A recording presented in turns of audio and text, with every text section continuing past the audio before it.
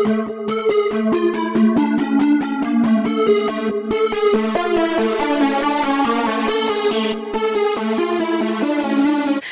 guys, jump online, have a look for the Derek Jeter herpy tree. It is enlightening. It's all the people he gave herpes to. I'm going to go on a list if I Google this. You know this, right? That's just how this Google works. Derek Jeter herpy tree.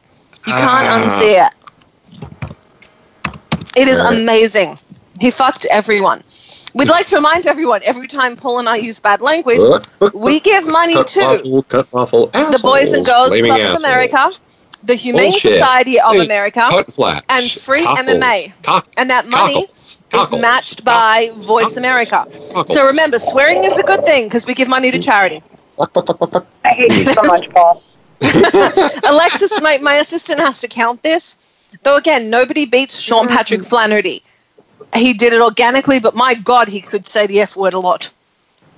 I don't even think we told him about the contest until he was done. It was like something like 76 times. I don't think it would have mattered. I'm used to bad language in Hollywood, but ye gods, that was bad. Yeah, well, okay. So we're not, let's herp tree. Oh, my God. Oh, see it? Look up, everyone look up the Derek Jeter herpy tree. Jesus. Okay, I can see John Mayer. All right, yeah, that's easy. That's an easy one. Derek Jeter beat John Mayer. Well, Mayer's on the tree. I know, but that's my point. John Mayer gave it to his own group of like women, but it all started with Derek Jeter. So I encourage you all, Google Derek Jeter herpy tree. You cannot unsee it. I would like to welcome to our show. Now, I know you guys remember we had Truthfully Trisha. Is that Ryan Reynolds? Probably. Okay. I know you guys remember. Back on point. Okay, sorry. Jesus, this is a lot. Okay. That is seriously, everyone Google the Derek Jeter herpy tree. We had a guest named Truthfully Trisha, who we brought on. She felt she got a raw deal on Dr. Phil, so we brought her on here. Mm-hmm. And that woman brings drama like Derek Jeter brings herpes. That is a lot of drama. Big hidden tree here. This is a really big tree. Yep. So the Derek Jeter herpy tree is a direct parallel. 50% of the Golden Girls on here. Is a direct parallel to the Truthfully Trisha bullshit tree. So I think this is one of those cases where someone is so hooked on the drama that they make everyone else's life miserable. The one good thing to come out of it is you'll have asked me how to be bloggers and things like that, and I don't fucking know. I work in entertainment. I make movies. So we have an expert on for you today, for those of you that have been writing in. We have Gerald Jackson. He's 23 years old. He's from Troy, Alabama. He's a minister of the gospel, an activist, a blogger, and proud owner of the ncbeat.com and a voice for the voiceless. I'd like to welcome to the show Gerald Jackson. Hi, how are you? I am doing phenomenally. How are you doing? I am wonderful. I got a little tea for you. I like that. So I do have to say, it's always, you're a minister of gospel and you're this activist and you're this wonderful person. So I'm sorry that what preceded you was Derek Jeter and herpes. But it was a very good parallel to the Truthfully Trisha thing. But first, can you tell everyone a little bit about yourself and how you got into doing this?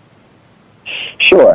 Like you said, I'm 23 years old. I was born in, Troy, Alabama.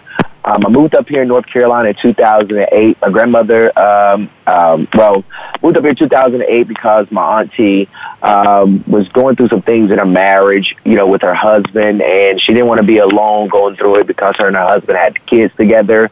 And so she wanted my mom to come up here and be with her during that process. So we moved up here, and it would also give me and my brother a better life, overall. And in 2014, I went through something so detrimental.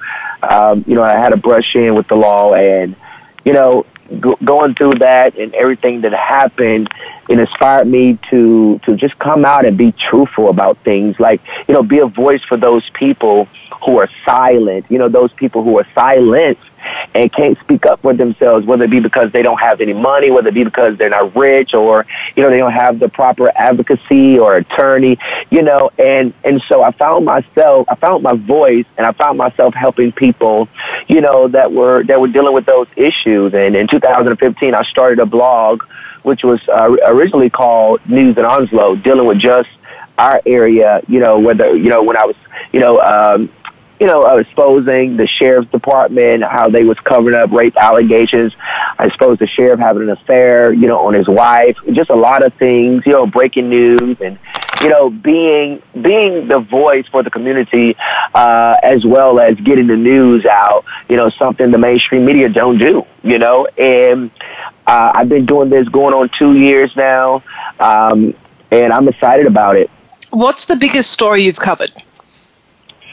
The biggest story I've ever covered was when the sheriff of Onslow County had an affair on his wife, and he retaliated against me, and he contacted some buddies of his who was in the judicial system and had this woman that he had an affair with press charges on me, and I was found guilty of that. I was found guilty of cyber stalking. I never known, writing a story about someone would, actually be a cyber stalking charge in North Carolina. The law says that a person has to contact you repeatedly for the purposes of harassing you and abusing you, for it to reach the elements of that crime. And the sheriff was pissed off about it. She was pissed off about it.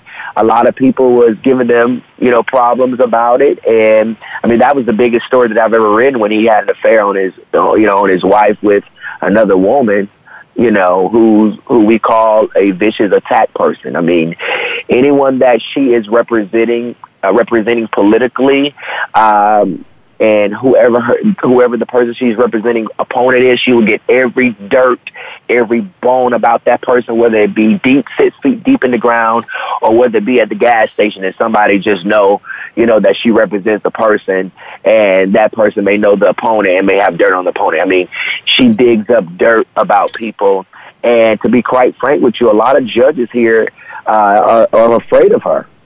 They are afraid of her because of the information that she can find out. But the biggest story I've ever written was when the sheriff had an affair on his wife. Well, that's a pretty big one. How did you get into being a blogger? I've had lots of people ask me how to do this, and I work in movies. Paul works in movies. Right. Well, I got into being a blogger because a lot of my friends know me to be the outspoken person. My motto is, I say what a lot of people are thinking, but they are afraid to say it. And when people started seeing me, just talk about local issues in the area, they just started sending me stuff about, hey, this boss just did this to one of his coworkers. Here's the proof. Can you talk about it?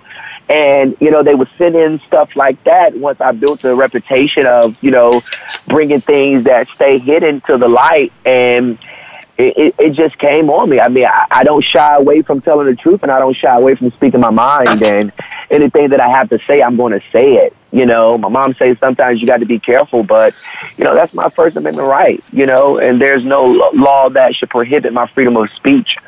And it just took a lot of sacrifice and, going through a lot. A lot of people, would say, Gerald, I don't know how you go through it. And then, all these frivolous charges be brought up against you, and that's only because one magistrate, who had a personal vendetta out against me that didn't like the sheriff, that didn't like me after I wrote a story on the sheriff, and both of them being friends, anybody could have went down there during that time and could have said that I hit them and had no proof, and he would have, filed warrants against me, but that's been stopped now. That no longer, can happen because I exposed that, and a couple of organizations stepped in to help me.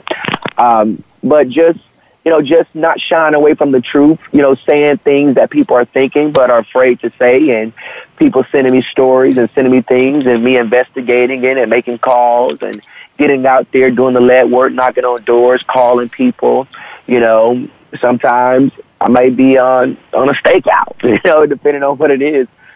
So that's how I got into it. Well, people talk about it like it's glamorous, and I don't think they realize how much work really goes into it.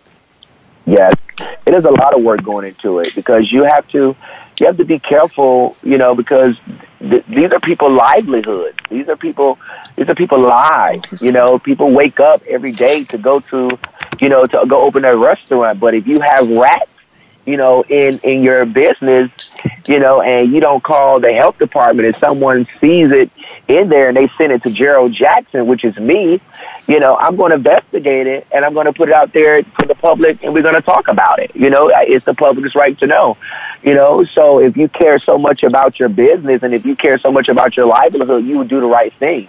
You would have shut down your business. You would have called the health department in or called the pest control in and had them, you know, exterminate your business or whatever the case may be, or what have you. And so it's my business to talk about it. But there is a lot of work into it legally. You have to think of the legalities of it. You can't just put something out there and you know it's false. You have to have refutable proof. You have to have some type of proof, you know, to substantiate what you're saying, you know. And you have to let them know that this is my opinion, you know, because a lot of times, you know, people put things off as facts and it's just their opinion. And you have to know the technique on how to write something that is a fact, that is alleged, and that's, you know, just simply your opinion. You have to know the difference. You have to differentiate the three. I like that, and that's good advice as well for Fox News. Yeah. just had to throw that out there. And all right, MSNBC. Guys, and MSNBC. Okay, Paul, fine. That's good news. How about it's good news? That's good advice for anyone but the BBC. Yes. Well, they're better than anyone else. I don't know what to tell you. All right, guys, we're going to go to break. When we come back, we're going to be chatting more with Gerald. We're going to be talking about all kinds of things. And I know you guys wanted an update on how things went with the chick from Truthfully Trisha. So rather than doing that, I thought we'd talk to Gerald about his experience with her. I'm Helene. Yeah. We are on with Paul Michael Boland, host of The Militant Moderate, and Gerald Jackson, the NCB.com. We'll be right back.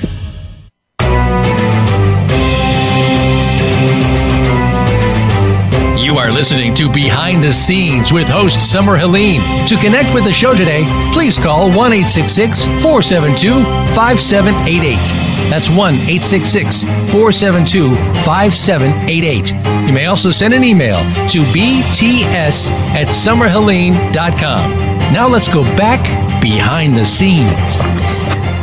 G'day, guys. Welcome back to Behind the Scenes. I'm your host, Summer Helene, and we are on with your favorite person and mine, my co-host, host of The Militant Moderate, Paul Michael Boland, and our very special guest, Gerald Jackson of the NCB.com. It's a really good blog. You guys should check it out. We were going to chat a little about Truthfully Trisha. We talked to her. She came on the show. She really got under my skin. She tried to get me to fire my assistant because they didn't get along. And then she tried to out Paul for being in porn, which I know to you regular listeners, it's a shock. My mother knows about that. I mean, crying out loud. Well, she tried to out you for being a porn star. My mother's just happy I'm working. Okay, you know. Okay, fine. It's not like, well, I got to say, Paul, I've seen most of your movies. I mean, I've seen a lot of your movies. I've never seen any of your adult films. I've never watched any of those. That's probably for the best. Okay. I think I've known you since I was like 15. I don't want to spoil that.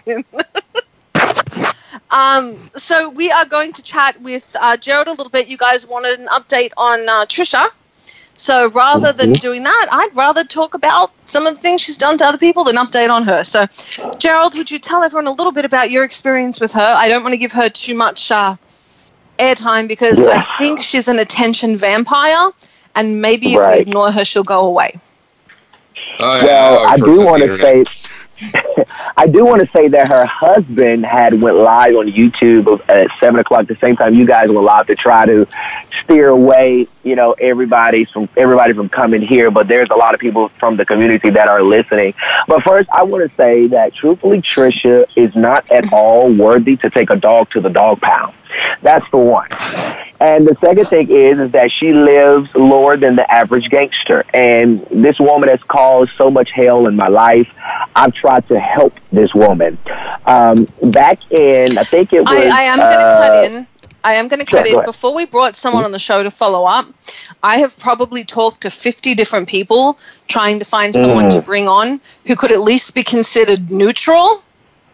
And you're the closest I found, because you had a good relationship with her and a bad relationship. Yes. Everyone else was spitting fire and brimstone, and 50 is no exaggeration. Oh, so this is not like this was just thrown together. There was work put in. Yes. Oh, yes. Absolutely. There was work put in. And I'll tell you this.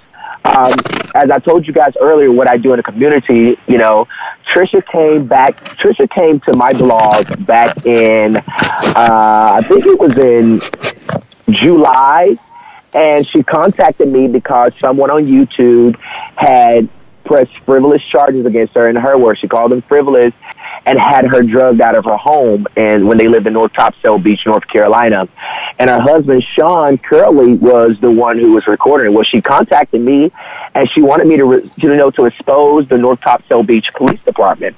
And so she was telling me about her being on Dr. Phil, and she was telling me about all of these things that people do to her, but she never told me what she had done.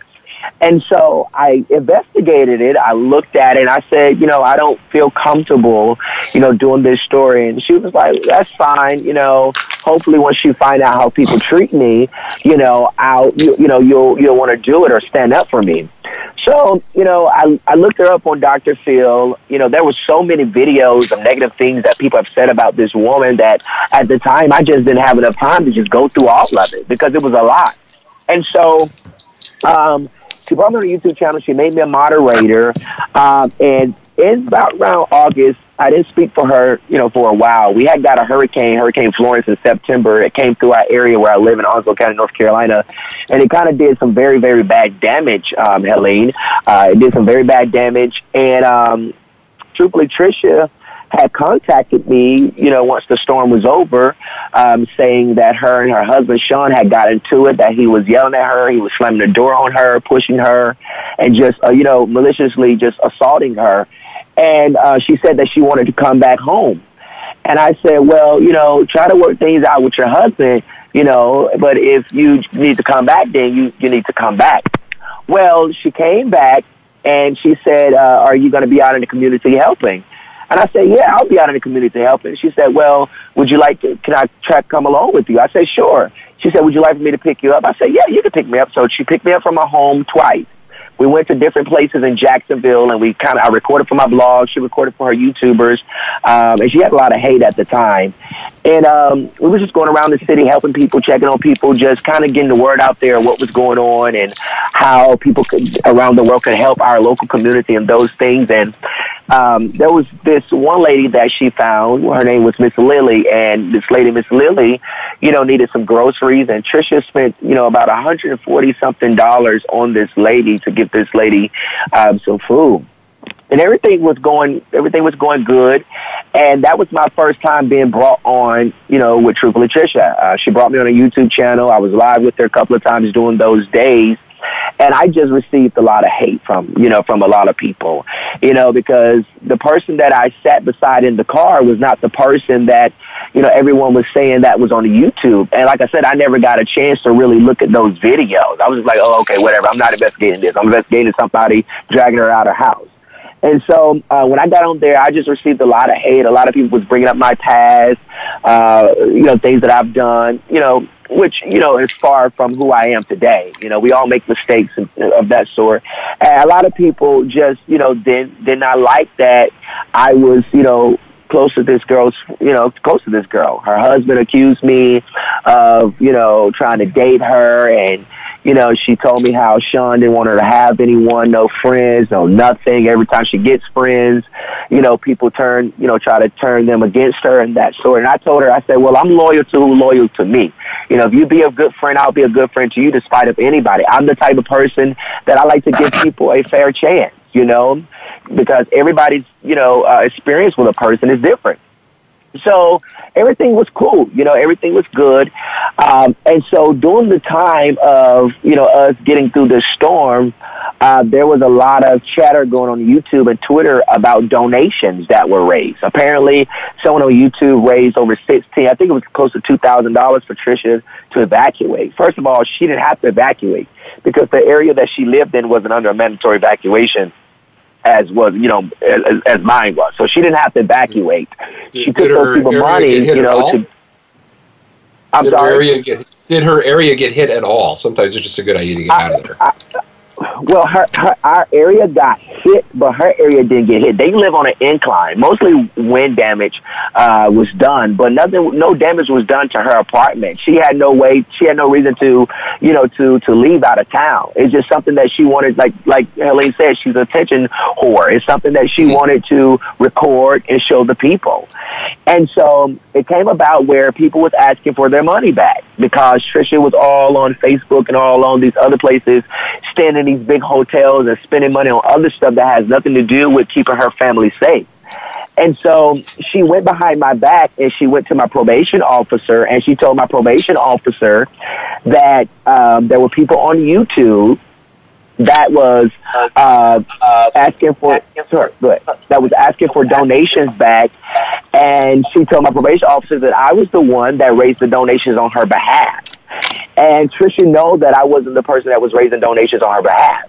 But before we get to that place, every day, every time Trisha goes live, she's like, "Oh, G is a great person. This young man came in my life and he saved my marriage. If it wasn't for me, her and Sean would not be in a good place that they put out that they are in now," which I know that is fake, because even when I was trying to, help Trisha see what she does and see, how she can change from disrespecting this man. And I told her, I said, "Look, you brought all of these issues, in your marriage. When you and your husband is arguing, the world don't need to see that, And I show her. I say, you have to look in the mirror and see yourself. I mean, this girl was accused of driving someone to suicide, talking about a lady's dead, son, faking cancer, and she's doing it still to this day, and I'll get to that. But she was always adamant about, "Oh, G's a great person. This guy made a mistake. He's a really cool person. The people that's on here spreading this stuff is people that he has restraining orders against," which is true. And she was just always uplifting me, always speaking good about me to the people. You know what I'm saying? To the point that when I came out with my story about what she did to me, people felt sorry for me because they tried to warn me, but they didn't do it in a way where I can see that they were trying to warn me. You know what I'm saying? And so she went behind my back and she told my probation officer. That's something that comes up with her, is people get so heated. And I know I've spoken to a lot of people on both sides of this, people that are sticking up for her, people that, are angry at her. And people get so heated with her. Jesus, it's like talking about Donald Trump. I think he and Truthfully Trisha need to be put on an island. All the people get really extreme about one or the other. It reminds me of that. Do. It reminds me of that over the top. Yeah, had a little Trump in there, didn't you? Well, actually, this is a response from someone on Twitter. They had said it's like when you talk about Trump. You either love him or you hate him. You find very few people in between. So that was in between. I'm very in between. Well, yes, Paul, but you're a weirdo. You're not like anyone else in the world. You were going to vote for Bernie Sanders and then ended up voting for Donald Trump. Right. I'm sorry. I still think this is completely believable. It's there. But okay, we're talking about Truthfully Trisha. Truthfully Trisha. But I'm just saying she gets the same divide from people that that does. And I like Hillary, so don't start. People hate her too. But that's my point. Truthfully, Trisha gets that same divide. People either love her or hate her. So she dragged you into it, told everyone you were great, and then what happened?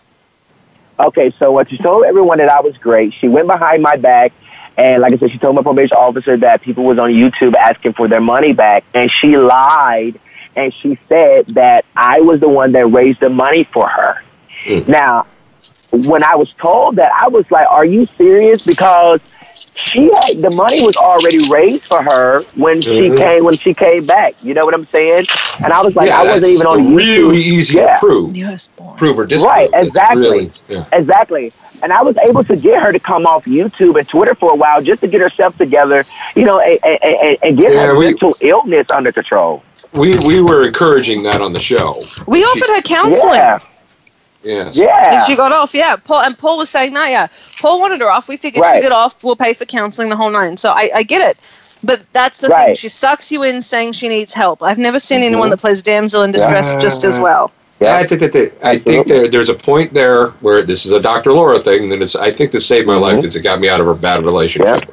Yeah, at some point, you got to realize if you're trying to help a damsel in distress or you're saddled with a distressed damsel. Right. That's it. Right. That can go for men, women, that go for any relationship. Men and women, women and men, you know, and all the stuff in between. So still. I like that. So she's not a damsel in distress. She's a distressed damsel. Yes. I think that's a good way of putting it. It's a Dr. Laura line. Yes, Dr. Laura did say smart things. But yeah. Exactly.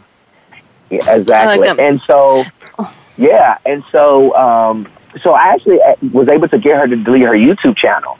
So she deleted her YouTube channel, all of the proof. She deleted everything, and she told my probation officer, she was like, well, I don't even have the videos anymore. Then she said that I stole $300 from her on a live stream that everybody saw, you know, behind her while she was on live stream. And everybody was like, oh, my God, girl, you know you lying, because we all watched that, and that boy was in the camera the whole time. He didn't do none of that. It was just the deception and lies. But the thing that got me is this. When were you were still texting my phone, still saying, hey, G, thank you for everything you're doing for me and Sean. We're in a great place now because of you. You were speaking so highly of me, but you never at one point told me that you went behind my back and you lied on me. You tried to get me in trouble, and you said things that you knew was not true. When were you going to tell me that? And so when I started distancing myself from her, I went on YouTube and I made a video that said, you guys were right. And in some words, I told them what was going on, but I had to process everything, and I had to come back to tell them the full story of what had happened. And so then once I told the full story of what had happened, you know, she started just, you know, lashing out. She started getting contact with people here locally about me, and she started trying to look up information about me. Her and Sean would make all of these troll accounts, you know, and come in my lives and just try to, you know, make up stuff. And I know it was him because he told me that anybody on YouTube that don't like me while I was close with them, you know, him and Trisha would make troll accounts. I really believe that they tried to set me up to get the attention off of them because it was so bad. You know what I'm saying? You know, as well as, you know, her really wanting some help. And I really do believe that she, you know, wants help, but she just don't know how to stop. She don't know how to stop. I don't know if I agree with that. I don't know if she wants help. I think she is so comfortable. You know, it's like the one fish. What did one fish say to when one fish met another fish? One fish asked, "Hey, how's the water?" The other fish goes, "What's water?" Right. You know. Yeah. I think this is her. And, you know, by no means am I any sort of licensed therapist or anything like that. And I still encourage Trisha to see one. If she's we'll still pay for it. This, you know, but she just seems to be comfortable. This is her world. Yeah. And the reason why I said I think she really, you know, won't help, but she don't know how to stop being in her own mind and being, you know, totally over control. You know, there was times where, you know, she would actually listen and try to practice the, you know, certain things, like when her and Sean was arguing, you know, and stuff like that. Him and his ex, you know, was on YouTube. Well, his ex-wife was on YouTube. Hold on. Have you ever dealt with someone before who, this is going to sound terrible, but it sounds like she was, you deal with this a lot in entertainment, and I know we don't have a whole lot of time, and I do want to get into your blog so people can get in there, but she was willing to take what you would give. That's like handing someone money and saying, I'll help you, but them still choosing to go, you know, go to a nightclub with it. The reality is she was taking your advice, and she was taking what you were willing to give her, and she's an energy vampire. She feeds off people talking about her. You know, I am still willing to pay for her to go to counseling. Yes, Trish, we can get you some help. Because I mean, how long ago are we? We're not talking about something that happened that long ago, right? No, and you know, we'll pay for it. just get off the media, man. It is bad for you, and it is bad for the people you come in contact with. There are no good stories that come out of this. And it's no different than watching somebody in Hollywood fail and try and come back. They claw and they claw and they claw. And this is the same thing. And she drained you for the positive that you had, but also used you for the drama that it could create. Yes, absolutely. And Helene, let me say this, and I'm gonna get to the big part. You know, when you we only have like 5 minutes left, so I need you to be really quick. And I want to talk about your blog. Right. Sure. Well, I'll skip what I was going to say. Well, now she made a video the other day saying that during the time of us hanging out, me, her, and her husband, before her husband came along, that I lured her to a park. That's the allegations that, you know, she's now coming up with, and I'm now being investigated by law enforcement on that allegation that she brought up. You know, and because, you know, I'm heavily hated here by law enforcement because of what I do in exposing the corruption, you know, they've decided to take it and investigate it, but there's nothing to investigate because she knows it's not true. You know, the girl lied, well, you know. Even if they didn't hate you, they would have to look into it. But the reality is,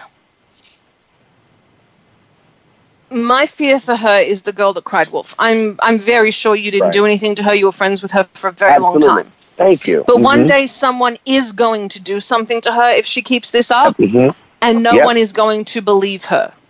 And that is very dangerous. She needs intervention. Yeah. And that's part of the reason Paul and I were pushing for the counseling and get off social media. One day something will happen. We work in an industry where bad things happen to people all the time. People, you know, and she's constantly putting herself in this position to create these haters, and she's become, instead of becoming famous, which she wanted, she's become notorious. Right. Okay, we're coming up near the end. Mr. Jackson, where can people find you? Yes, you can find me on my website at www.thencbeat.com. Our Facebook page is the North Carolina Beat. You can follow me on Twitter at Gerald J. Bless, or go to Facebook /I'm the official Gerald Jackson. And you also can check me out on Instagram. I'm the official me, Gerald. So that's where you can find me. So we're going to put up all of your social media, make sure everyone can get to you. I think what you're doing is awesome. Getting news out there is important, especially because now news has been swallowed up by native advertising and sponsorship. And on behalf of entertainment, I'm sorry for that, but it's our fault. And fake news. And fake news. And Paul, where can everyone find you? Let's see. The Militant Moderate's still on YouTube. You can find it on iTunes, Stitcher, and SoundCloud. And, of course, like us on Facebook and follow us on Twitter. And, of course, I'm Summer Helene. If you do not... if you like Trisha, if you care for her, if you're one of her fans and you're listening in, please encourage her to get off of social media and tell her, you know, we'll pay for counseling. I know Dr. Phil's people, because we contacted them before she was on our show, they're still willing to pay for counseling for her. All she has to do is get off social media. If she doesn't want to take it from them, we'll give it to her. We're willing to give the help, but she's got to stop. She's got to get off. She needs intervention. So, thank you so much for being on the show and sharing your experiences. I'm sorry they weren't great ones. I wish we had more time. I have a whole bunch of questions on Twitter for you about both the Truthfully Trisha thing and how to start your own blog. So I'd love to have you on again if you're willing to come on again. Yes, I am willing to come back on again. I had enjoyed myself. Well, I'm glad you had fun. Thank you for being on the show. Guys, thank you for joining us. I'm Summer Helene. This is Behind the Scenes. We will be on again, of course, next week. And for those complaining about our question for your free ride at Off-Road Rentals tickets, Paul will have a better one and less, like, you know, rapey next week, Paul. No promises. Guys, have a great night. We'll see you next week. Good night. The shoutouts do not reflect the views of Realstream News. Thank you for watching. Don't forget to like, comment, and subscribe. Realstream click.